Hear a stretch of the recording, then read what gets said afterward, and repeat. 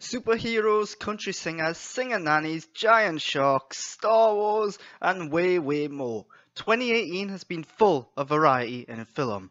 But what are my favourite 2018 films?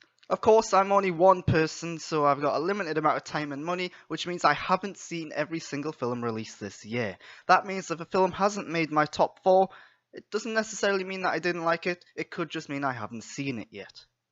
Anyhow, here's my list of the top 4 films of 2018, in no particular order. Whether it's halo jumping, hanging from a helicopter, running across rooftops, Tom Cruise knows how to show you a good time. The current trend with Mission Impossible movies is to go bigger, be bolder, and better. Fallout does just that, becoming the best Mission Impossible film to date. It's darker and moodier than previous entries in the franchise, with a mix of small, interpersonal scenes and intense action sequences. Tom Cruise is blatantly trying to kill himself now, and because he's a certified stuntman, everything you see actually happened.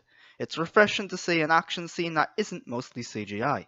It allows for a greater variety in camera angles, and is just damn impressive. If you don't like the story or the characters, for some odd reason, you still can't help but be wowed by Fallout. It really is an action film like no other, because no other action film has a madman as the lead. This segment will self-destruct in 5 seconds. Private Life is a film about a middle-aged couple trying to have a baby, only to come across every hurdle imaginable. It doesn't sound all that fun or exciting, and it's kind of not, but thanks to some great direction, a brilliant script, fabulous acting, this comedy drama is actually pretty darn great. The film tackles serious subject matters that affect a lot of people. Thanks to its smart comedy, it never comes across as dry, drab, or tough to watch. The film isn't afraid to poke fun at situations, nor does it ever do anything for the sake of a laugh. Private Life feels real and natural. Its 2 leads, Paul Giamatti and Kathryn Hahn, are great as the arty, middle-aged couple trying to get through a tough time. They're likeable and believable, and I can't believe their performances haven't received more acclaim. Private Life is an underappreciated, overlooked film available on Netflix here in the UK. It might be on Netflix elsewhere as well, I don't know.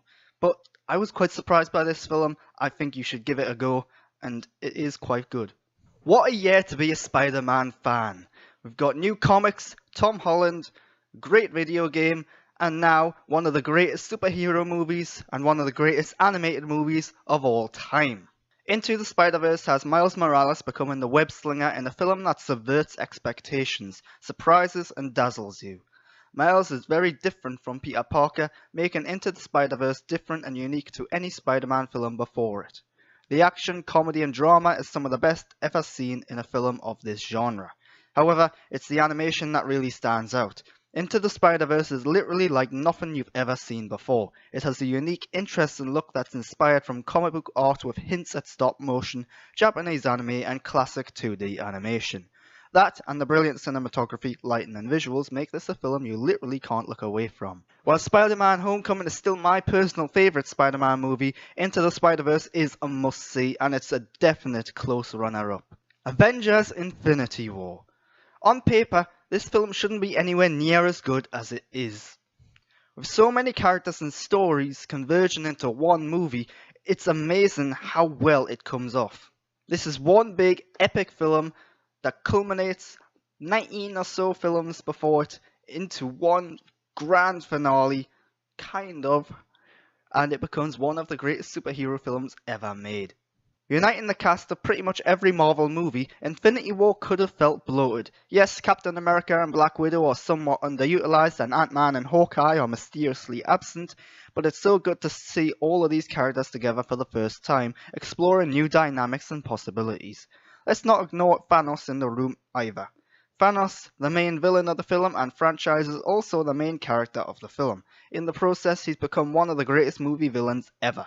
He's equal measures intimidating, mysterious, menacing, and bizarrely relatable.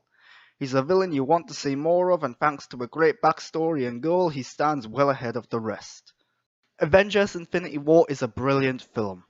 It's got great characters, a shocking but not entirely unexpected ending, and way more. I've seen a lot of films in 2018. These are just my top 4.